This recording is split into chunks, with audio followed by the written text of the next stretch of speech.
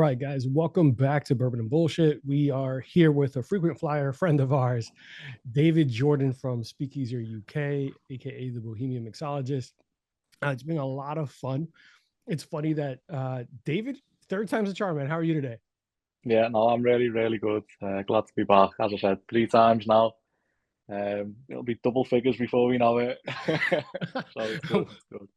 Well, before we know we catch up, it's like, oh, 12 times. You know what? He's just regular. That's just, we're not even counting it anymore. That's awesome, man. That you've been on so much, and it's been always fun. Every time we link up, it's always we don't run out of things to talk about. There's always more things going on. Super enjoyable to have you on, and honestly, every time I catch up with you, I see all these things going on your feeds and all these other things. So, how you been? How's everything going? I see you wearing a football jersey. Is it that time Yeah, of year? I've got there's a new vintage football shop back in Liverpool here. So um, every time I try and support as much as I can the local community. If Hmm. I can wear a few little bits and bobs from the clothing store, I Yeah. will do. So I've got a 2018 or 19, it might be, Sao Paulo Brazilian training top. So why not? Fair enough. How you been, man? How's everything going? I know you've been super busy, super slammed with everything going on. Tell us what's Yeah, new. yeah, so much going on. I mentioned just a little bit before, we've got, believe it or not, we're in the lead up to Christmas already. It may not seem like it because we're in September, but from a planning and marketing point of view, Christmas is here basically. Everything now is thinking about how we can showcase products for the festive season. We've got a few last minute Halloween bits and bobs that we'll be doing, but the main push now, especially for the next 2 3 months, will just be get Christmas done. So come December, fingers crossed, we've got no Christmas work to shoot, and we can focus then on dry January. And then February is pretty much where we get our break, Mhm. and then it ramps right back up last week of February because then we've got Easter to plan for. Haven't even checked when Easter falls in 25, but yeah, it's the calendar that I work on is like a couple of months Yeah. disjointed to the reality, which is never a good thing. But You it's sound a lot like the retail calendar too, because that's like it's not our quote far off, unquote yeah. busy seasons is this holiday. Well, I don't work retail anymore, but when I did, you don't get busy in February? No one cares about Valentine cocktails? Is that what's going on? February's really quiet for me. I'd like it not to be. I don't really like having a break, but February tends to be, Mm. everyone's a bit sick of spirits by February. Like we've just had Christmas, which is a big blowout. Everyone's done dry January. Whether you're drinking or not drinking, I think everyone gets just a little bit tired. Everyone's unhappy with the new year. That's when New Year's resolutions fail. Yeah. February is just a bit of a shit month. So people, they know what they like to drink in February. They're just going to go back to what they've always been drinking. That makes Um, that makes yeah, sense. I forget about dry January. I've My fiance practices it. I not as much, but yeah, you're right. February is probably when like people haven't drank in 30 some odd days. I'm not really going to jump into the deep end of drinking to ease into it. yeah. They'll go to what they know as well. If they've missed something for 30 days, they're not going to try something new. They'll try the bottle that they've always went to, which is good and bad. And then Valentine's, it's a nice day, but I Mm. think the issue with it is it's one day. Easter feels like it's a larger celebration. Is Easter a So big deal where you are at? it is, and we've got more and more in the industry now, chocolate heavy liqueurs, and they're only two times they can really push is Christmas and Easter. If you've got a chocolate cream liqueur or even Bailey's, for example, Mhm. really hard to push that in summer. Not a lot of people want these really rich, creamy drinks in the middle of summer, like by a beach. If you're going to do that, you go pina colada, you go um, pretty much anything else but a thick chocolatey liqueur. That's fair. That's fair. They're very heavy, and because of that, it ties itself so well to these fall style, autumnal, wintry cocktails. Mhm. That just works so well. Christmas and Easter. Obviously, Easter sells itself with the chocolatey aspect, I was but gonna say, yeah, it is quite big, a lot bigger than probably people would realise. I'd say last year, Easter was arguably bigger than Christmas for us. It was a huge Easter 2024. Don't really know why, but people have budgets, so if they've got budgets, we'll happily work with them. That is interesting. I didn't think of Easter as a big drinking holiday. Like, I don't know. I always imagine just an Easter rabbit and like Lent and stuff like that. Are not Lent, but all this religious affiliated type of, yeah. Didn't think that everyone was also getting really wasted on it. Apparently so, yeah. I think it's because there's quite a big, especially in the UK, big tradition of gifting Easter eggs, blah, blah, blah. And we like to, I think we're all a bit sick collectively of just Easter eggs. So what's the next best thing? Oh, booze. It's always booze. So we start gifting like chocolate liqueurs or basically anything Eastery. There's even a lot of the Easter eggs now will be like minis, like chocolate truffles with the booze in. So like I think it's Johnny Walker or some of the whiskey brands throughout Easter will sell their own chocolates. I've seen a lot of those adult Easter egg hunts where like the Easter eggs have minis, like little nips of alcohol, at least in the States. We discussed it before. We're lushes out here. It's similar. We love any excuse really. And I tell you now, if Valentine's was ever Valentine's weekend, it would be huge. But because it's only one day, it's like any other weekend here in the UK. Everyone's out for a drink anyway. The one thing out here, I worked in with a store who had a liquor store, and we would sell like caseloads of chocolate wine, like this choco wine stuff that looked disgusting. But people, they were just buying like, oh, let me get 2 of these, and women, men, everyone was just walking in and buying all that. And I always thought to myself, like, that sounds disgusting. But you're right. Other than champagne, I can't think of like a very Valentine-y spirit. No, there's not many loving spirits. I think champagne fits the bill, but on a one-off to treat someone, does that Valentine's cocktails maybe? But again, it's like, do people drink less when they're in love? Is that what's going on? Yeah, I was gonna say if you need the drinks, it's probably not the greatest sign of your relationship. Yeah, we're not drinking because it's going well. That's funny. I didn't really imagine that. I thought for sure, sort of cocktail industry is very different, and drinks and spirits are very different. Summer has their own niche. Everything like that has their own niche. I just find it funny because I'm thinking about what you're saying about Bailey's. I live in Florida, which is constantly summer, and people still find an excuse to drink Bailey's. Like, it's never cold enough to really enjoy like what you would think of a decadent dessert cocktail, but people find an excuse. Bailey's pretty much vanishes here in the UK throughout summer compared to what it's like in Christmas anyway. Like at Christmas markets in the UK, mulled wine and Bailey's normally the colder option. There's some Bailey's served everywhere. If you go to like a milkshake place, they'll have a spiked one with Bailey's. It's just they fit into everything come winter, and I'm all for it. I like Bailey's as a brand. I think they're great, and I love the marketing that they do. And it is for an Irish cream, it's up there.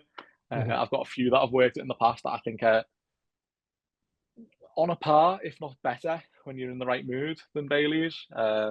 Cool Swan Irish cream liqueur is absolutely gorgeous. It's made with Belgian white chocolate, and it's really decadent. That was delicious. It really is. It's not as stable as Bailey's. Bailey's is quite fun because you can mix it with some syrups and you can get a little bit creative with the serves.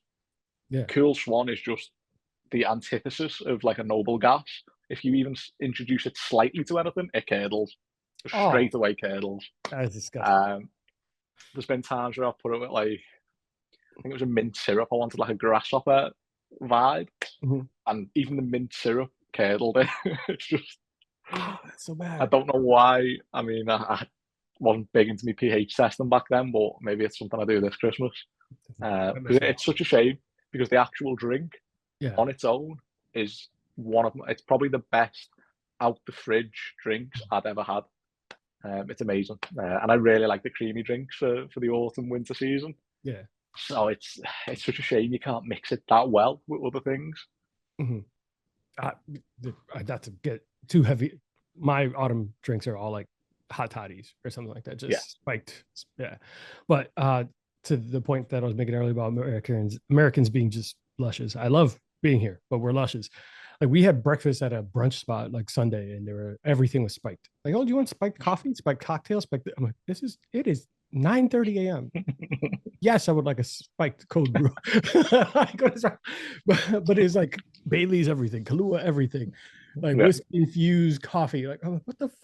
We find a way. We will find a way here.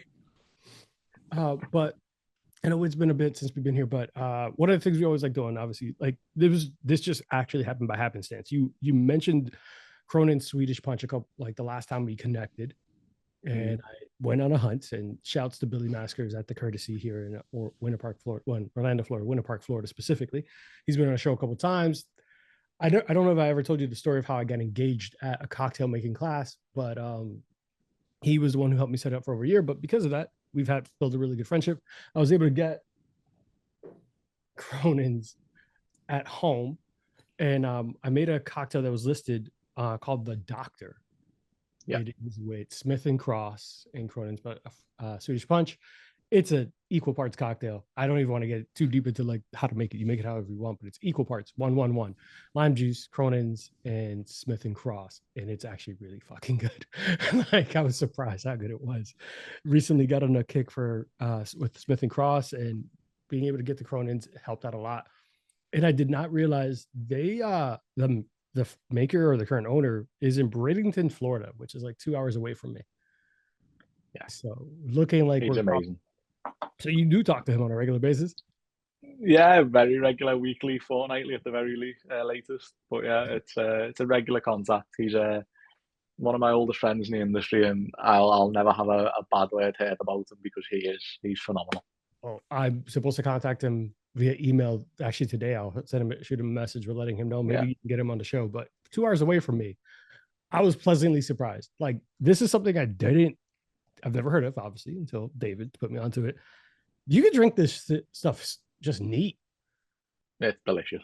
It's delicious. So, David, you're much more familiar with the brand and what it is. Can you break it down for everyone?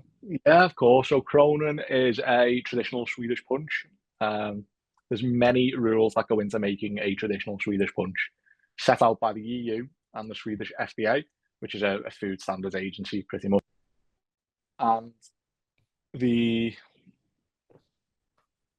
where was I going? Yeah, sorry. The mix of the spirits is rum and Batavia Iraq. So rum, I'm sure everyone will be pretty much aware of what rum is. The specific one in this, I believe, is from, I want to say Guyana. It might not be Guyana.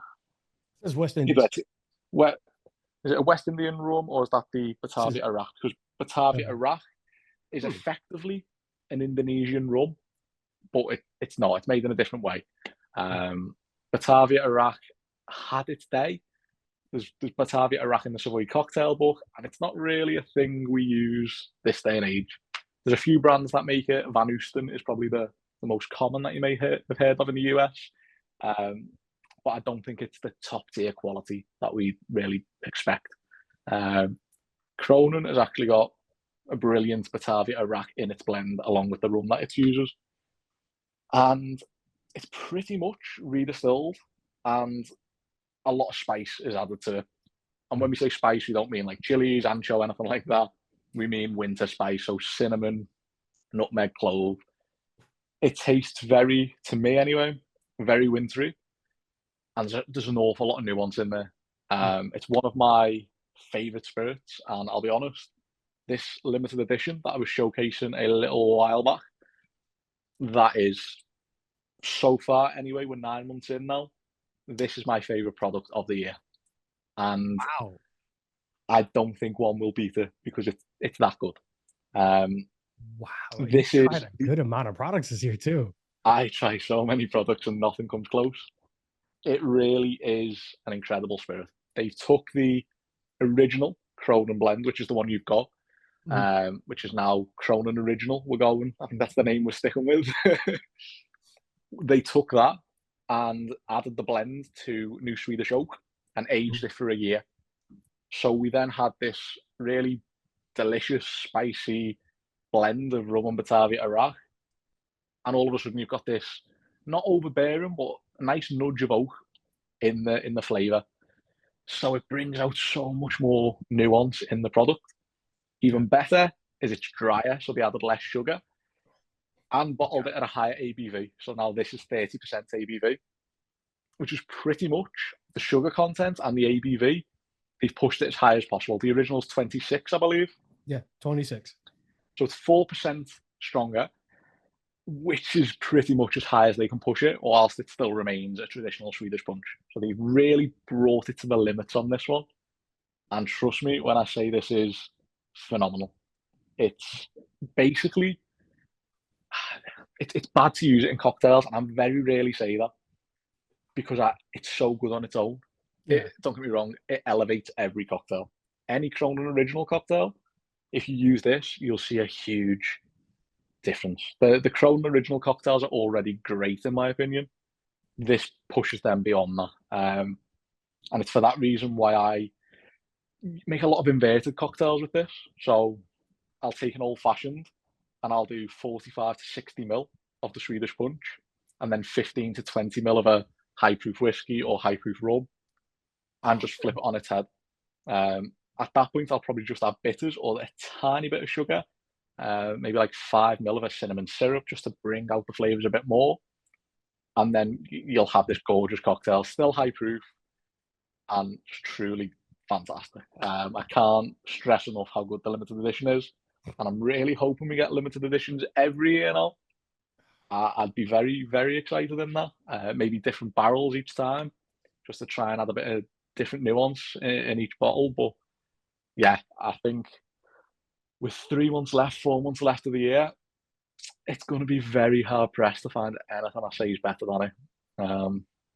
And yeah, there's some bias in there because I do know the owner well, but I don't really let that cloud my judgment most of the time.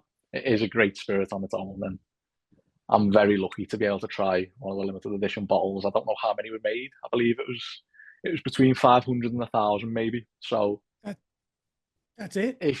Yeah, and I think price wise, I can't say off the top of my head, but I believe he's only put it maybe $10-15 more. So it's really, in terms of value, he's a great dude, makes a great spirit. He's also not price gouging people for that's not what he's in it for. One thing I really like about him is he's passionate about spirits. What's the owner's name? It's Henrik. Henrik, that's what I have on the He is phenomenal. Swedish guy living in Florida, and he's lived a life and he loves spirits, and that is what I love about him. He's so passionate. I think I'm passionate, and then you speak to him, he's one of the only people I will just shut up and listen to, because he just talks and talks, and every word that comes out of his mouth is gold. He just knows so much about products, and I'm sure he would be a brilliant one to bring on. Actually, he would be a fantastic person to talk to. Yeah, he had written on your recent post when I said I love this. I got the product for when we record. He wrote me privately. He's like, I'm glad you like it. You can mix it with bourbon, whiskeys. And so it wasn't just an automated response. He literally saw We're the Bourbon Bullshit podcast. And he's like, you know what you could mix it with? I was like, all right, man, I like that. I was like, I'd love to connect with you. I'm actually going to be drinking your product this weekend. So he immediately said, yeah, shoot me an email. Let's get this done. So yeah, make sure to wish him well from me when you speak to him. 100%. When we're done here, I'm shooting him an email. Sundays are my days to the networking and any unfinished loops, anything I have to do. So Sunday I send everything out. Sunday is my quote unquote like studio day. So we do all that. So I'll be sending him a message and I'll let him know David wishes his best. The Doctor's fantastic drink. I can't wait to get him on. I'm sure someone who's made this has gone through the industry, has some stories, and has a plenty to share with us. So looking forward to it. It's just crazy that he's in Florida right here for such a unique product. He said, yeah, I'm in Bradenton, Florida. I could drive to you right now. I can get to you within 2 hours. And we can talk about this in real time. So that might be... It'd be a great one to film it live. That'd be really good. Yeah, that would be one of those great live ones, especially as we continue to grow and learn more skills, which David, I'll probably pick your brain later about more camera angles and stuff.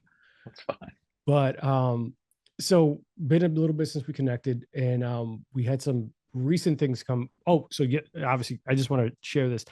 I don't watch soccer ever, typically normally, but we have, I just want to share something recent that we went and did. We went on a date night literally yesterday, and it was Orlando City Pride. for the like American Soccer League. And my fiance and I never watch soccer other than, you're gonna hate this because everyone looks at me funny when I say this, because of Ryan Reynolds in that show for Wrexham. She was like, I want to see it in real life. She was excited. We ended up doing it. I understand. I understand why people love it so much. It is actually fun to watch in real life. TV, not as much. The real life atmosphere. And I think you say that about a lot of live sporting events, but I was surprised how much. Like my fiance and I just stopped talking and watching the game. I don't know who the players are. And apparently I'm good luck because we were up 2-0, almost like the first 10 minutes of the match. And a couple of my buddies are like, yeah, I sent him pictures like, I'm here. And he's like, you're good luck. Please keep coming to this because they don't score this fast ever. I don't know what's going on. Are they? I don't know what's happening. I only know what Ryan Reynolds and they told me. So definitely, it was just funny because we had a conversation with a friend of mine. I'm getting to like, we were at this conversation about sports in real time, in real life, are always substantially more exciting. It's the atmosphere, it's people, it's the energy, it's live, it's all that is so much better for an experience, even though you don't get to see as much. Like obviously the camera angles at home are better, the TV is better, all that is better. Unless you're paid like premium seats, you're not going to get every angle. So how do you feel when you think about like live events versus in the comfort of your own home, wearing your like sweatpants and relax? Like what's like, you know what? I think it really depends on a couple of things. For me, what sport it is a huge one. Like I'm just a big sports fan generally. So regardless of what's happening, I'm it's okay to say no. We're not judging. No, to be fair, if there's something big on, the hardest part for me is the time zones at American football. Yeah, you're 5 hours ahead of us. Yeah, so that makes life very difficult. Obviously, big events, Super Bowl. I even had Super Bowl cocktails that I had up this year, funny enough, with Kronan. Oh yeah, I did see that. So, like, it's always something that's on the calendar and something to look out for. But the day to day, it's really hard to tune in that well to American sports. Yeah. But when it comes to anything from football/soccer, rugby, whether it be golf, cricket, tennis, I'll watch and enjoy it all. Really big fan of probably the biggest American sport I watch is UFC. Big fan of the UFC. Look at that. Again, we've got a couple of Liverpool born and bred fighters in the UFC, so there's a vested interest there. I've actually got Molly Meatball. Her bottle of gin that she owns is one that I help a lot with in terms of the marketing and promotion. So we've got a few cans. I'm looking at them now, and they're Pimp Gin. It's called a bottle of Pimp Gin. Yeah, it's a purple gin, and it's actually an acronym, and it's passion infused, magically purple, or Pimp Gin, and it's a fun product at the very least. It's actually fucking hilarious. I love that. But yeah, depending on the sport, some sports are much better live. Darts is one that's huge in the UK, but not really that big in America. Darts? Massive in the UK. Are you serious? Hilarious. Yeah, we love the darts. There's not much better. And honestly, after this episode, just get on YouTube or whatever and type in UK darts, and the scene for darts is hilarious. It's basically a huge night out with 5,000 to 10,000 people, whilst a couple of middle-aged men throw darts, and you can barely even see what's happening, but it's hilarious, and they are the rowdiest nights. But yeah, darts, the culture for darts here is just phenomenal. I've actually got notifications set up, so I get emailed every time the darts comes to Liverpool, just so I can get tickets. It's hilarious in person. Not great to watch at home. It's okay, but it's hilarious in person. Everyone just gets drunk and starts rooting for you. It's hilarious. It's such a common thing that everyone goes to darts in fancy dress as well. Yeah, like this is a night out. This is a date night. No, it's a night out. No fancy dresses in like costumes, like Halloween. Like we all turn up like dressed as cones or dressed as dartboards. Like that's what you mean. I thought you meant like a ball. Both are. equally comical if it went to like a No, fancy ball. it's absolutely hilarious. David, do you dress up for darts? I'm I not have judging. not, I'm curious. but every time I go, I just can't believe some of the outfits people are wearing. It's just hilarious. Oh, I gotta look that up. I am If you're dying ever to in the do that. UK and Premier League darts event is on, it'll be the best night out you'll ever have in the UK because it's just stupid. Oh, we get. Um, and the atmosphere is great because people are all there for the same reason. It's even better if you actually like the darts. I quite like it, Mhm. but it's hilarious. It's one of the craziest atmospheres you'll ever see. And then obviously football, great. I've got huge connection to the teams anyway, so I can happily watch any game at home, relax, and really enjoy it. Sports that I haven't got the biggest connection to is always better in person because then you can feed off the atmosphere more. Yeah, that's kind of how I felt When about you've got that connection, like I watched Liverpool Manchester United a few Mhm. hours ago. Um, that was a big game. Obviously, big Liverpool fan. That was a tense situation, and whether I was at the game or at home would have been the same. Really passionate about that one, and we won, thankfully. Yeah. Um, so yeah, I think it depends on the person. Sports generally, anything with a competitive nature, I'm in. Like when the Olympics are on, I I was mean, in. I didn't care what it was. I'm in. yeah. I ended Yeah. except for breakdancing. Breakdancing was Except for the breakdancing, that was a bit rough. Uh, but I'm actually looking at trying in some capacity to get to the LA Olympics Really? as a spectator, not a competitor, quite obviously. Um, I was waiting for a surprise. Like I was, so yeah, I'd love to get to the LA Olympics and spend a couple of weeks over there, yeah. just enjoying the time and see what's up. I know you've been Uh, talking about coming to the States anyway, but that would be a really dope time to come yeah, out. why not? Like I think I don't know why because I'm not haven't grown up like watching the Olympics or being big into it, but Mhm. I'm really into it now, and it's just I've fully fell in love with the whole event around it. So I'm looking at going into the Milan Winter Olympics as well, the next Winter Olympics. Mhm. Um, Mainly because it's Milan. It's just a gorgeous place to go. Yeah. I think it's either the opening or the closing ceremony is at the San Siro, which Mhm. is my favourite football stadium, hands down, besides Anfield. So I have to I have to try and get to that, and then fingers crossed get to LA as well. A few big events on the horizon. This is a pretty significant events. I think that I'm in the same boat, and I saw a lot of like I have friends, especially as Americans, like they we're a country that everyone's kind of like there's a lot of division. There's a lot of people who don't necessarily get along, be stances on things and all that. The moment the Olympics on, everyone's an American. It doesn't matter if it's shot put, doesn't matter if it's breakdancing, doesn't matter what it is. We are all USA. The people go crazy. And to your point, until I got older, I didn't give shits about the Olympics. I don't know the athletes. I didn't care until like someone like Michael Phelps, short of those people like Michael Phelps who stands out, or someone who's like Simone Biles, like these once in a lifetime athletes. Short of that, I didn't really care. But I do find myself as I get older having an appreciation for what they do, regardless of the sport. Yeah, And I've made a joke a couple times on my social media and in life is I think that as spectators, a lot of people underappreciate how hard it is to do what these people are doing, and the amount of athleticism training, the 3 a.m. training sessions, all that. I was like, I really wish that one year the Olympics just let a regular dude go out there and just try to do do one of these sports to show them how much we should appreciate how good these athletes are. Like these are yeah, it's master class of athleticism, regardless of the sport.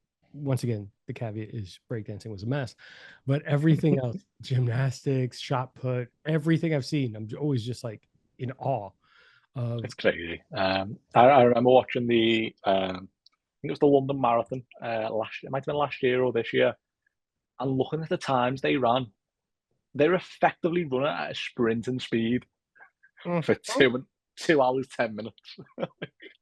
like that's insane. Like people don't realize how insane this is because they make it look so effortless. They make it look effortless. These are not fucking normal. Like they're not. It's crazy. Like you see people trying to like run alongside them to cheer them on, and they can't catch up to them. they're an hour 50 into running and you can't catch up. No, you have to be on a motorcycle or like they have like mopeds following these people. Even those people look like hey, I'm going way too damn fast. Like it's crazy. I don't know, man. I appreciate these athletes much more now that I'm older. Now that I realize like this is not easy for people to do. Like the stuff that they're doing, the hours of dedication. Then you realize how little they get paid in real life for some sports, depending on what's going on.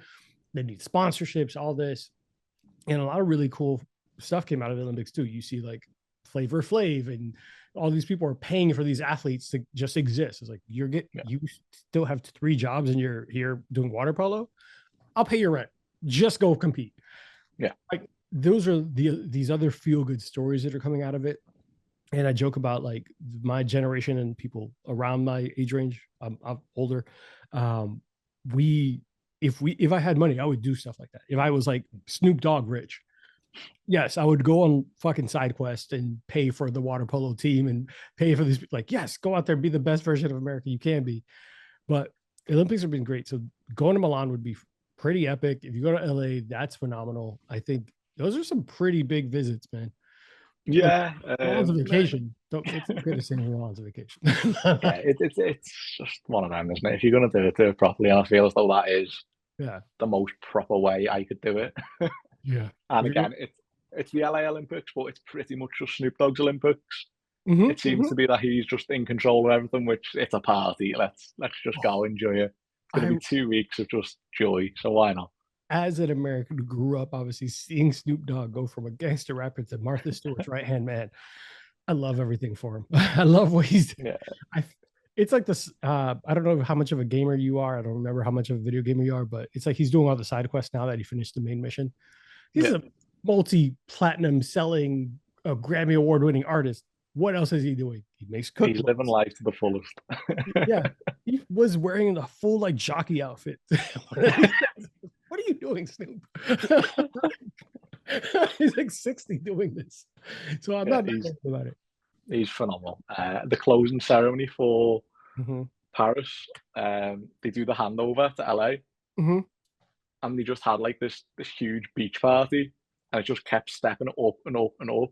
So it went from Red Hot Chili Peppers to Billie Eilish, and then Snoop just walks out and pulls Dre out as well, and it's like LA is just going to be crazy. Like it's going to be phenomenal. I have friends and family in LA, and I just still haven't made it out there because of life, just random stuff. It's just honestly is one of those like, I'll get there eventually. I'll get there eventually. This is a side thing. I've just always noticed, like, if you live in a city and state, you don't, or an area, you don't necessarily appreciate what's right in your backyard. I often think, I want to go on vacation. I always want to leave the country. Meanwhile, there are places like California right there with all this phenomenal attractions that people are flying across the country, the world to go see. And I'm just like, it's fine. I feel the same, to be honest. I feel the same. I like to get out. I like to, if my passport isn't stamped, that I really travel. Like, I need to get away. I joke. One day we'll just do an exchange. I'll just go live where you are. You live here. Just see how that rides out for a week or two. But guys, we're going to take a quick commercial break because we got to keep the lights on. Unless everyone wants to really pay up for my Patreon, we'll be right back. Hey guys, while you're listening to the show, we know that you might want to partake in some drinks with us and enjoy the libations. Here at Bourbon and Bullshit, we ask that you drink responsibly. Don't drink and drive. Avoid Amazon one-click buy. And for the love of God, do not text your ex. You do not need that kind of closure. They've moved on. So should you, Joseph. You should stop Facebook stalking. She knows. She knows. Now, all jokes aside, don't do anything dumb. Take care of yourselves and be safe. Thanks, guys. Now back to the show. All right, guys. So we are back. Really quick break. Honestly, it was just an excuse for me to go reach for my Kronans. But we are about to just drink straight up Swedish Punch. I had it in the Doctor, the cocktail that uses Smith & Cross, which is for all of you that are looking for Smith & Cross and like thinking it's going to be a regular rum. It's not. Everyone describes it as funky, and I couldn't understand what that was until I tasted Smith & Cross. It's a pot still Jamaican rum with Navy strength. It'll do the job well. It's over 50% ABV. I want to say it's 64%. Yeah, I think it's 64% Navy strength. So it's gonna do the job. And mixed with Swedish Punch, which is very. Oh, we're gonna verify it. Swedish Punch, which is which is very tasty, delicious, lower ABV, and masks it well, mixed with a little bit of lime juice for the vodka. But if you ever are looking for a unique rum, check out Smith & Frost, all that. They're not a sponsor by any means, but I just want to put them on everyone's radar. Yes, that bottle is fantastic. 57. 67. 57.5. 67.5 ABV. That's going to put some hair in chest. But now we're just going to go straight Swedish Punch right now. We already talked about it, but when David's ready, we're going to cheers and salud. Take care, everybody. Yeah. I have it over ice, and he has it just neat. This is fucking amazing. It's delicious. I'm so fucking mad that I didn't know this thing existed. What I always say if you're just getting into it and you want to make some original cocktails and you're not too sure where to start, one option that you've got is to look at my page and the 22 Kronan in the Savoy cocktails you made. Where's that page, David? Where's that page? So that is dotted all over my Instagram. It was towards the end of last year. We did 22 cocktails from the Savoy cocktail book. That all feature Swedish Punch.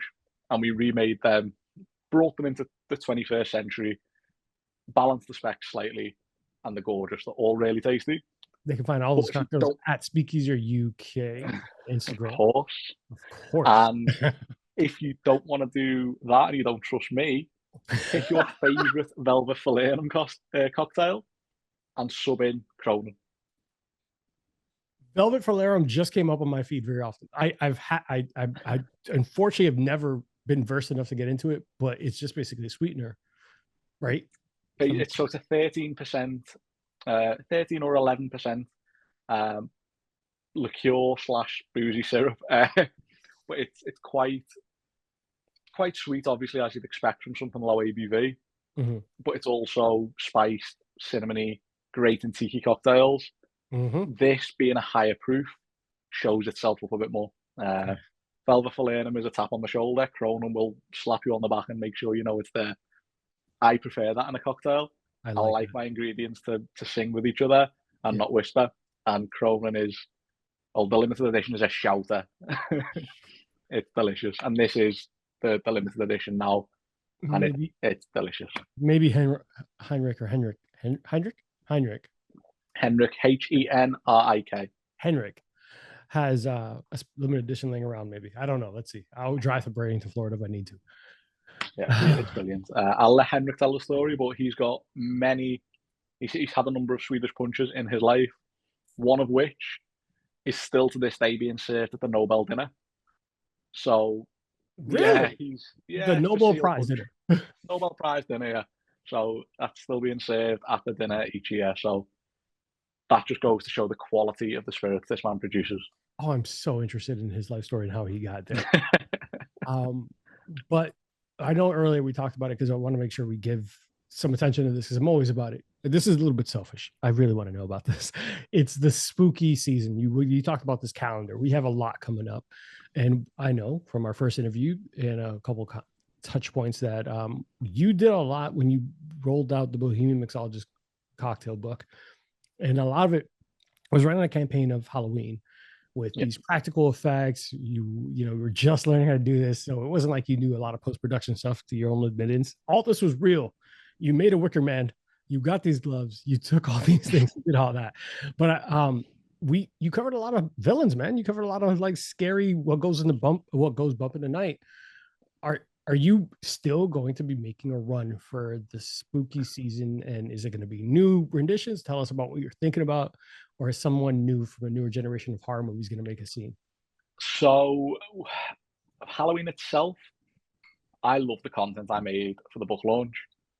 I think every year until I'm not here, we will have some of those drinks being shown off again. Because I love the videos you made. I love the effort that went into it. Because back then it was just me making things work where in reality they shouldn't even have started, never mind come through to fruition and worked in the end. Yeah. So I've got a very like sensitive side for them. They'll always be there, and sentiment shouldn't come into business, but it's my business, so I can do what I want. If you're not passionate about it, it's not going to feel great about it, right? You have to be passionate. That's it. So like they'll always show up around Halloween every year. Yeah. this year, the way things are going, I'm trying to get a little bit of time set aside so I can be a bit creative on getting in front of the camera for me rather than for brands, which I've not done enough of this year. I had a bit of a jokey video up today, taking the piss out of Oasis, which I enjoyed, and we've got a new style of video. I won't even lie. I won't even lie to you. I laughed at that. You got the Oasis band and the drink. I was like, and like the effort it took to edit that in a way that purposely looks sloppy, like making sure the Oasis logo like tracked behind. Yeah. Is so much more difficult than just tracking it properly. Oh, that was great. I was laughing. Yeah, and I wanted every clip to be different sizes of the band's logo over the bottle to really just make it look sloppy. But it would have been so much easier if I just did it properly. Listen, if you ever want someone to edit badly, you let me know. I'll take care of that. I just really wanted it to look like almost slapstick, like thrown together. The reality is that took quite a while to put together. But what I liked about it is it was an idea I had followed through with, filmed myself, and just got done, which I've not done enough of this year. This year's been heavy on the client work, heavy on the meetings, and severely lacking on the creativity. So we're trying to do a lot more using music I enjoy, using fast-paced videos, which again, that's what a lot of people know me for initially, but also now being on camera. I enjoy being on camera. I want a bit more personality in the page, and I think having that personal brand, again, I don't think I'm anyone, so it's not about that, but having that personal brand means a lot when making real connections. I want every one of the people who follow me to be able to feel like they can message me as a pal. Yeah. And if they see me on camera a lot, it'll make life much easier for them. And that's pretty much where I want to be with that. Which obviously one of the worst things, I'll be very honest, one of the things I'm terrible at is social media. I hate being in front of camera. And I know it sounds weird coming from someone who's a content creator, well, starting up content creator, creating a podcast. There's a reason why it's an audio podcast. I just always I'm much more comfortable not knowing the camera's not in front of me. I've realized, to your point, that you get a lot more interactions when people see your face. When you make the jokes, when people see your face making the jokes or doing the things or whatever, I will get 3 times as much views, 3 times as much likes. I was like, what is going on? Like, it's the same jokes I'm making on the show, but because people are visual, they want to make a connection with that person right away. And I understand that now. I was very resistant, but you're right. Being able to personally, instead of just seeing your hands in the same shaker over and over, you probably feel better about that connection you make with physically being there. Yeah, and don't get me wrong, I really didn't enjoy being in front of the camera, like, at all. Really? Yeah, no, at the start it was horrendous. There's nothing worse. But you need to take, I don't know where I've heard it, but it really rung true. You need to take so much of the poison that eventually it becomes the tonic. And that's how I feel with being on camera. So like I've done it so much now that it's sort of, it's the standard. I've just got to do it. Yeah. I now feel weird if I've went a week without being on camera. So I like that setup. One thing that bugs me more than anything, and it will be sorted the next time I'm on this, is audio. I am struggling with the audio at the moment. Really? Yeah, because it's mainly so YouTube is the kicker when it comes to audio. Obviously we shoot 16:9 or 9:16, depending on the format we're putting it on. YouTube, we like the wide shot. It's really hard to hide the microphone when you've got the wide shot. I don't even hide it. That's why I stopped hiding it. I was just carrying the microphone. Yeah, I saw you with the rope. Yeah, but when you're making a video, which you need your hands for, it can be a bit difficult because you then make a cocktail and at the end you pick the mic up and talk about it, which it's just not how I work. I never shut up when I'm making a drink, and I want people to be involved in that. So we're going to get a big pack of either Rode or DJI wireless mics, and and they'll just clip them on. We're not the Zoom ones or all that. Sorry for all the listeners, like we're talking shop. Like we have the Zoom ones for whenever I'm recording a video. I don't want people being able to see the mic. Yeah, that's pretty much the route I want to go down. The magnetic clip in, so it'll be inside the t-shirt, little magnet. You'll see a small square. I don't mind that. And it's just it's a fix-all. I can use that anywhere for anything, which I need really. I really wanted a great quality Rode, but I'd rather have maybe 9 out of 10 audio than 9.5 and not have to walk around because it ruins the illusion for me. But there's a little bit of the aesthetic that it stands out in a video where even you walking around the mic stands out. Because you see a lot of like, especially influencers nowadays, they have the little like cube. You see the magnetic thing. You see it clipped on a hat. You see it clipped on the side of a shirt. It doesn't ruin it. Maybe I'm objectively thinking of it as someone who creates content, so we know how difficult it is to fucking really do this well without people knowing. Yeah. Like, I don't have a Hollywood budget where you will never see the boom mic over my head. You won't see any of these things. I don't have that. So yeah, we make do with a $300 Zoom mic, all that. I digress too much though. But spooky season, these drinks, these characters are we? I know that you said that there's always going to be there, but are you thinking about ever exploring like these newer, later generation? So one thing that's on the horizon now, and I need to be really quick with it. Probably do it this week because it's September 1st right now. I want to do something with Beetlejuice. Obviously Beetlejuice coming out. Yeah, I need to do something with that. I think it's the 6th of September it releases. I might be wrong. I usually am. But 6th rings a bell. So that gives me, we don't count today, all of like 4 days to do that. September 6th, 2024. So yeah, I've got a few days to work out a cocktail for that. And I also want to do something for a film coming out in November. There's a new Wicked theatrical style film, so we'll get that done. And then when it comes to Halloween itself, we will do something. We definitely will.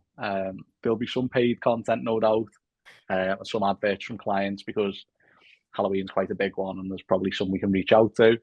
And no doubt we've probably got a few lined up already that I can't say too much about. And then I want to personally get in front of the camera filming a few bits and bobs, whether it be filming the actual drinks that we use to launch Boho, but instead of having this theatrical style to it, I just tell you what I like about these drinks and we make them and we tell the story. That might be fun, just to give, in a way, the creators who follow the page as well a little peek behind the curtain to see why we did X, Y, and Z.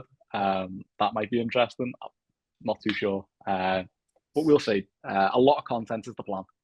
Definitely throughout December, I want double posting every day. And then Negroni Week is coming up in about a week or so. And again, double posting every day for Negroni Week, ideally. I'm going to have a lot of content. I'm going to have to steal a Negroni Week from you because I'll probably make a Boulevardier or something like that, which is just a whiskey Negroni.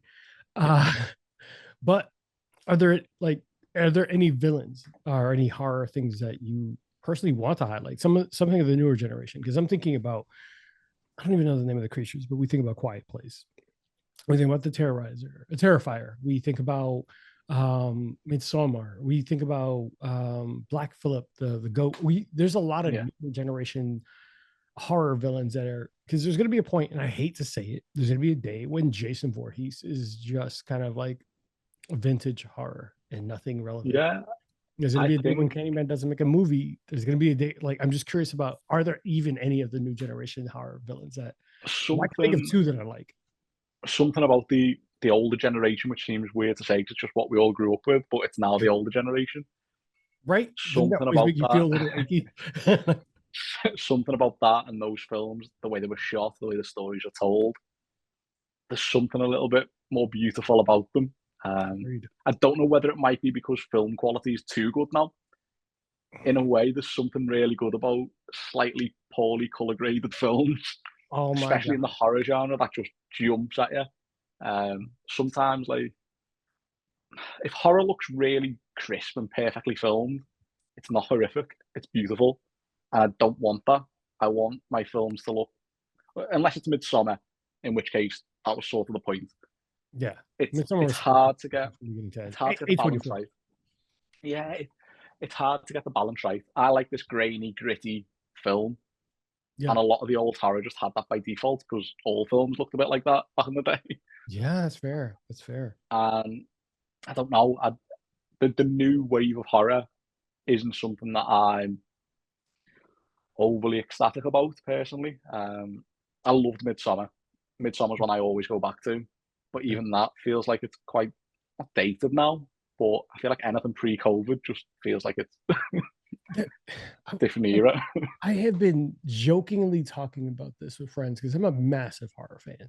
I'm massive. A24 has done a great job of horror. They've done I think they've done the movie X. Hold on, A24 had her name is horror, A24 horror movies.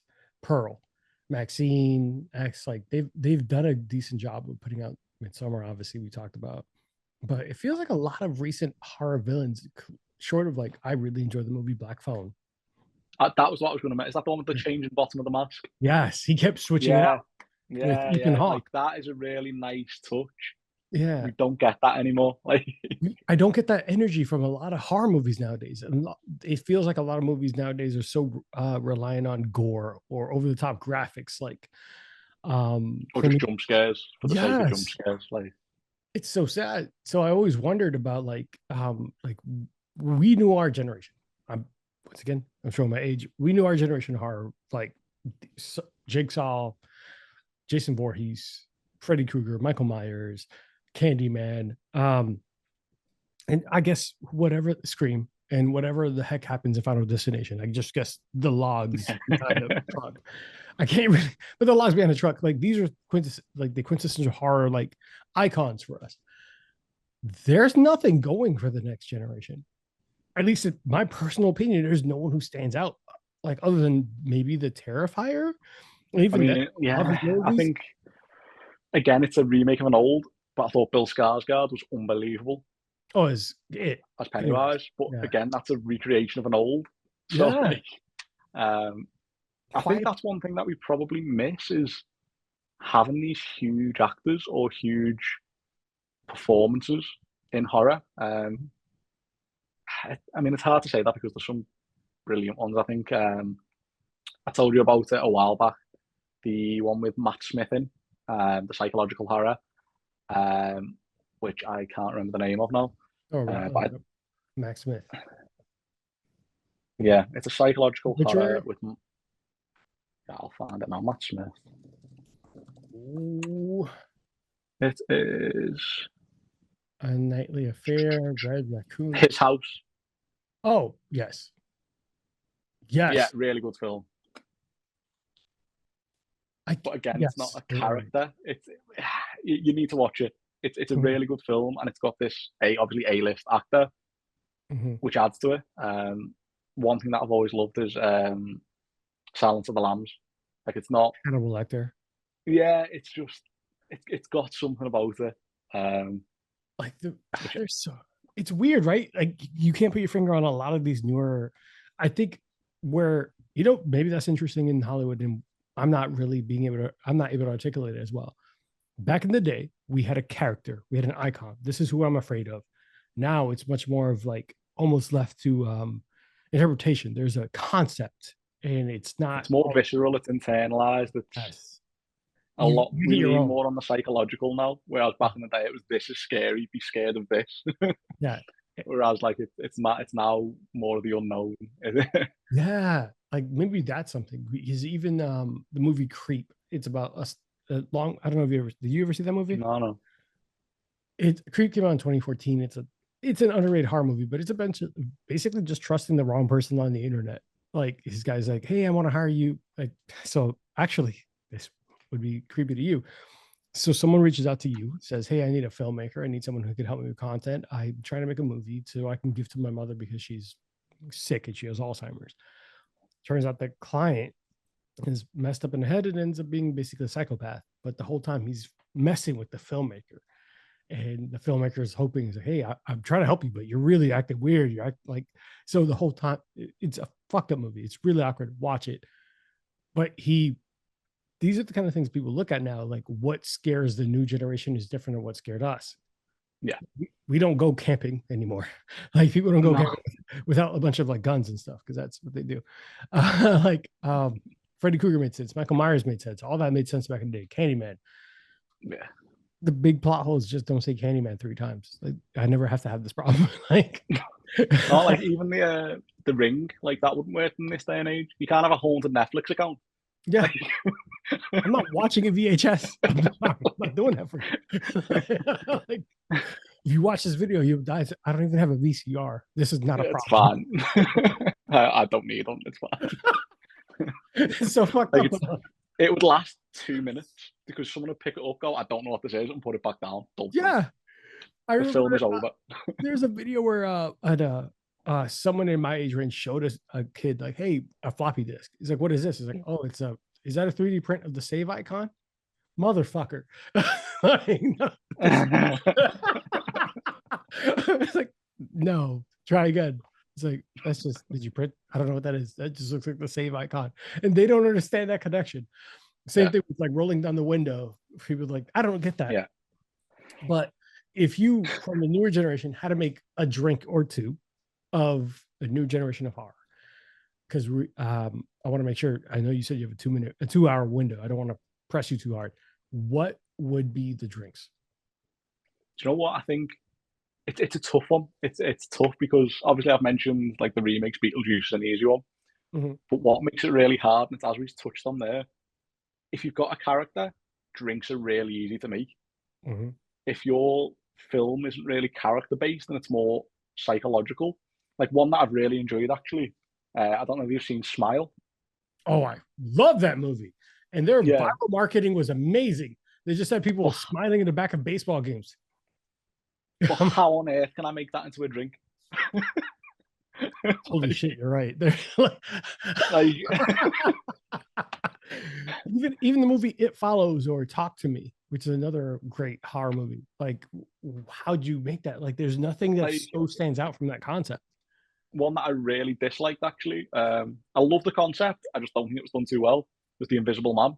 I think whether it was called that, I'm not too sure. When your protagonist and your main villain is invisible the entire movie, well, that's the plot point. You can't see him. It's hard to be afraid and turn that into a drink then also as well. Like, yeah, like, don't get me wrong, there was a few moments in the film, it's like, she wasn't sure whether she was being chased or something, and she throws like a big bucket of white paint, and when she throws it, his face appears because he was wearing like an invisible suit, it turned out. At the time, scary. How on earth can I turn that into a drink? Because if I made an invisible drink, I don't think I'd get much attention. No, you would just get clear cocktails and suddenly it turns white because you poured something over it. I don't know what that would do. Yeah, like, it's why I lean more into the old, because obviously with Candyman, it writes itself. You can use bees, you can use bees' knees, honey. Yeah. What about Nightmare on Elm Street? The actual concept caffeine means I can play into it. Yeah, it's much easier to play with. What about something like Alien and Predator and any sci-fi genres? Yeah, it's a lot harder to play into psychological, and I feel like, for me anyway, I'm not as big on. Not saying I'm not as big on horror, but I'm probably not as up to date as I'd love to be. So for me, I can see an awful lot of psychological horror, and it's probably put me off slightly. One of the big ones that I like that was The Witch. Really like that film, but again, it's not the easiest to turn into a drink. Yeah. So I'm sure I could do it, and we'd have to have a bit of a R&D, but it would be so weird if you suddenly like, yeah, so we use goat's milk. No, David, don't do that. I mean, I could do a goat's milk wash, and that'd be fun to do. Maybe I do, but like, is that a good enough link? I don't know. Like the other ones, I really hammered home the story behind them. Yeah, it's harder to do with the psychological. So it's something we'll look at. I've not done enough prep, to be honest, but when I have, you'll be the first to know.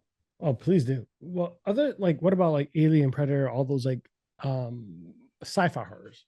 Like these kind of like those. Like you've never Yeah, never really seen you explore those. no, I've actually went really classic, to be fair, Yeah, you did, with, which I with loved, what I've which done. I loved. But I'm curious what that looks like future. Yeah, I mean, I'm quite curious what it looks like as well.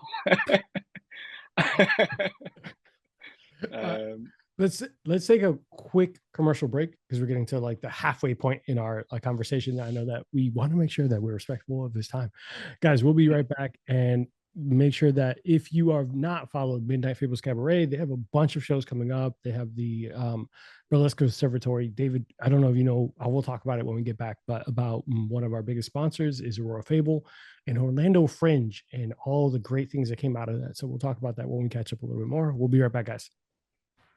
Sponsor of Bourbon and Bullshit, Big Bang Boom Collective is Orlando's burlesque and cabaret entertainment group, comprised of Midnight Fables Cabaret, Big Bang Boom Cabaret, and Foxy's Den. Follow us on Instagram at Big Bang Boom Collective, or join our VIP email list for info on upcoming shows by visiting www.bigbangboomcollective.com. All right, guys, we are back. I'm curious what this is going to look like going forward. I'm not trying to put too much pressure on it, but there's a couple concepts and a couple ideas. I was like, that would be cool. Well, that's later on. That's later on. I thought for sure Terrifier would have made it. I thought someone like that is there's like he's the new I guess Jason. I don't know. He's fucking out of nowhere. But definitely I'm excited. I know that you have a lot for Christmas and festive and those books and all that, and still mhm. come out of the box with it. I know it, and I hate to say it, I'm gonna say it because you won't. I know you. I don't know how you feel about it actually. I hate Christmas, so I know I know that like these cocktails are very, very like we talked about. Like they're in a box right now, and you're trying to break away from that, make it kind of unconventional. How's that going? So, I think the last time we left off, I was in the midst of writing a Christmas book to release this year, Uh-huh. and I really liked the fact that I needed to get it done for this Christmas. I've got to get it done, get it over the line, and there's something new in the market. I've now decided it's a next year project for a number of reasons. Really? Okay. Yeah, the main reason is that this, for me, I want to get it out for the right reasons. I could finish this. I've got quite a few of the drinks prepped and ready to go.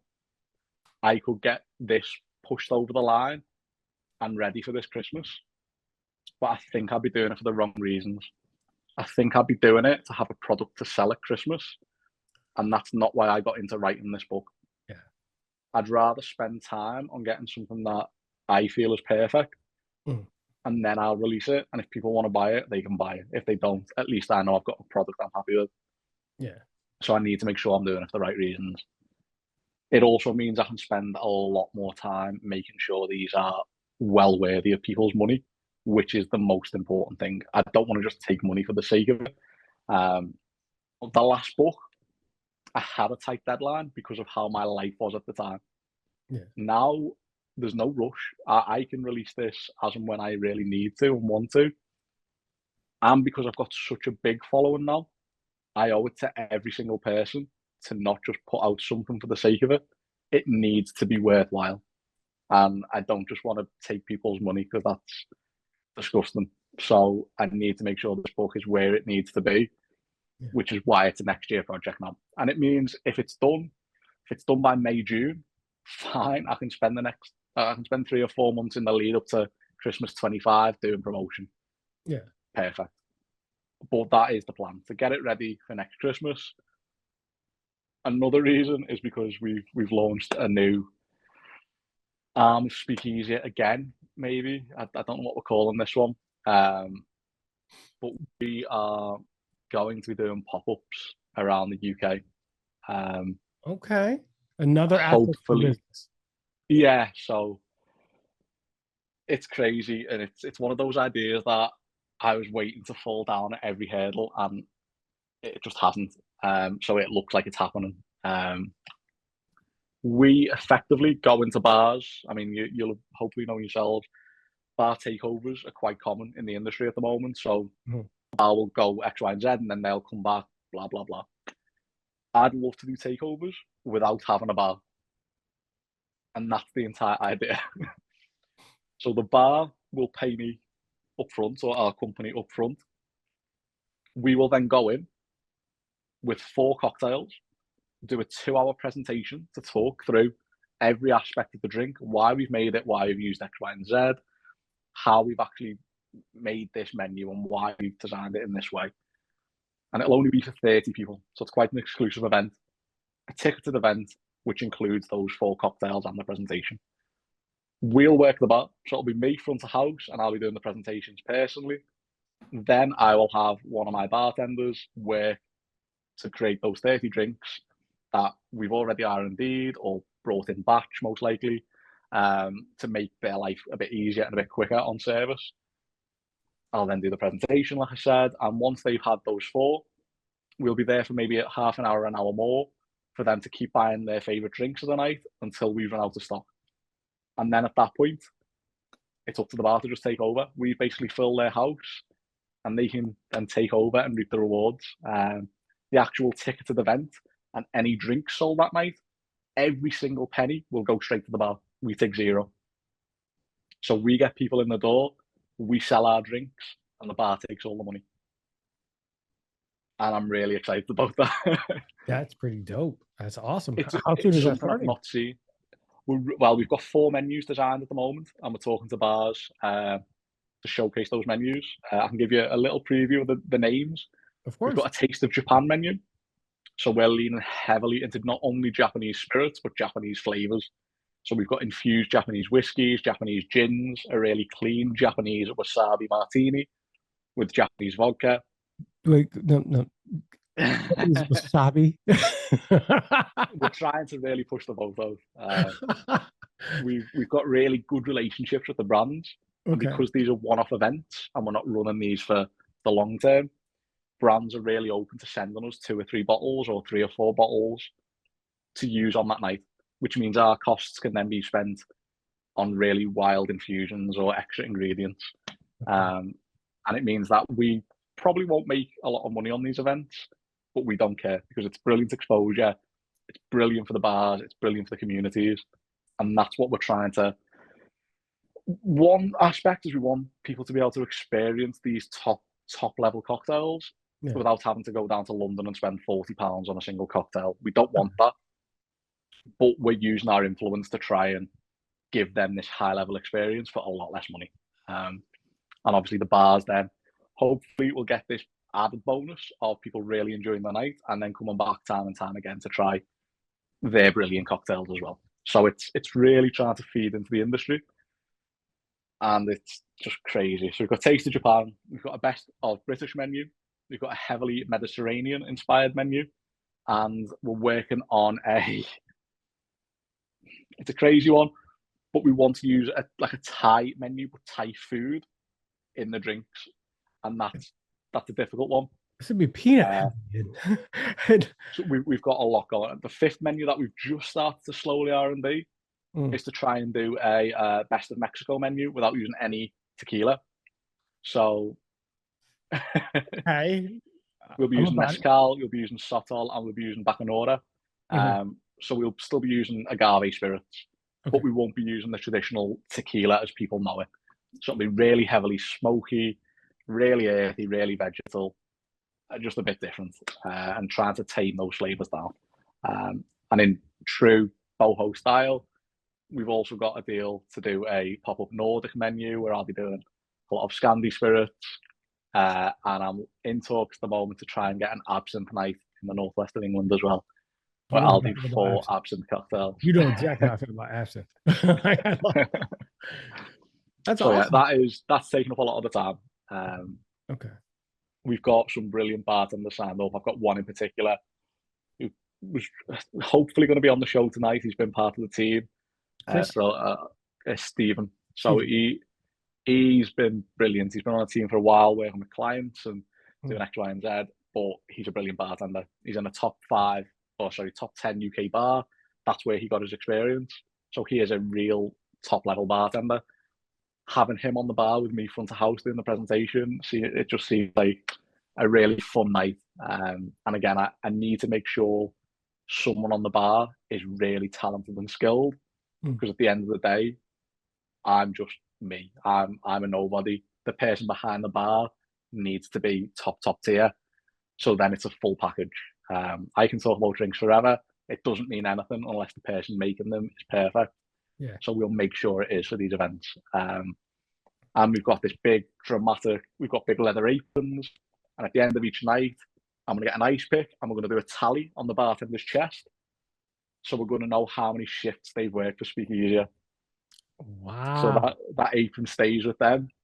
Yeah. And when you come in, you look at the bartender's apron, you know straight away how much effort they put into Speakeasy. If they've got 100 scrapes on their leather apron, they're the one. They've been doing it a long time. So yeah, and then every 5th, 10th, 15th, normally you do a diagonal line on the tallies. We're gonna get a custom ice mold made for whichever bar we're working at that night with their branding, and we're gonna heat it up with a Bunsen burner and make a brand on the chest. So every 5th, 10th, 15th, as it goes, the bartender will know exactly where they got their 5th stripe for Speakeasy or their 10th. And then at the end of the night, the bar gets to keep the ice mold that they can brand their ice with. So yeah, we've got a lot on the plate. You've overly conceptualized this. I love that. Not overly in a negative way, but like there's every aspect of this is like how long does it take to come up with these kind of concepts from even for the bartender's perspective? Like a while. Do you just spitball it at one night at home, just like a madman on a whiteboard, or is that like... So we went to. I'm big on details, and for me, we need to make sure people are getting the money's worth. And adding the drama is one way to do that. So having this 4-drink presentation and then seeing this display at the end where he's earning his stripes, literally, rather than just a congratulations and a well done, that means more to me. So another thing that we've thought about, again, seems outrageous, but we're going to spray the leather apron with rosemary water before we brand it. By doing that, we're going to get nice aromas when we actually brand it. Okay. That's actually really, really close attention to detail. It's like, we want to make sure that it doesn't smell terrible. This stands out. The drama will always resonate with people. People will remember. We joke about it all the time between my friends. Like, no good story started with salad, but you remember the dramatic, crazy flair, the events, the drinks that led you there, all that. So that's heavily going to be something people just word of mouth are going to talk about with Speakeasy UK. That's a good reason for the Christmas one. I mean, not just not hate of Christmas, but at least to hold off on it until next year when it's right. And I do respect that. I do want to go back to that. Like, you don't want to put out a piss poor product or something you're not happy with or satisfied with just for the sake of getting it out. No, I'd be doing a disservice to the community, and I've said it a while. Like the actual number in itself doesn't mean anything to me because it's made up of the individual, and I always think about the individual, and I wouldn't want any one person to be dissatisfied with the product I've produced. And if that means that I miss this Christmas and we do it next year, it's not even a conversation. It's something that's just done as far as I'm concerned. Because we then have a better product. It's not even a debate. It's why I didn't really spend too much time on about whether I should or not. I knew I'd have less time because of this project that's come up. So it was a straightaway decision of, well, if we can really make people's lives happy by putting these events on, I'm sure people will still enjoy Christmas next year because we enjoy it every year apparently. So I can launch it next year and it'll be even better than a rushed product because they deserve much better than that. So I'm really excited to do it still, and it will come. But the pop-up events will be hopefully groundbreaking. I'm really trying to push the boat out with the technique as well. We want these 4 cocktails to be the equivalent of competition-winning cocktails on every menu, and you get to try 4 of them. High bar to set. High bar to set. Yeah, that's exciting news. But still, try the coquito cocktail. Guys, we're gonna wrap up part 1 of this show. We're going to restart part 2 in a moment, but make sure that you stay tuned for next week. David, as we close out part 1, anything for the listeners where they can find you, anything like that? We're going to hop right back in, but I want to make sure that they get their... No, nothing? No, as always, Speakeasy UK on Instagram. If you want to find me and follow me, feel free, but there's no pressure. There's a lot of pressure. I'm pressuring you guys. You're my listeners. Guys, as always, make sure that you are subscribing, liking, giving a 5-star review, giving a shout out to those who support us, support them, follow them on socials. As always, make sure that you tune into the show, share with your friends, and we will be back next week with more from David of Speakeasy UK. All right, bye guys.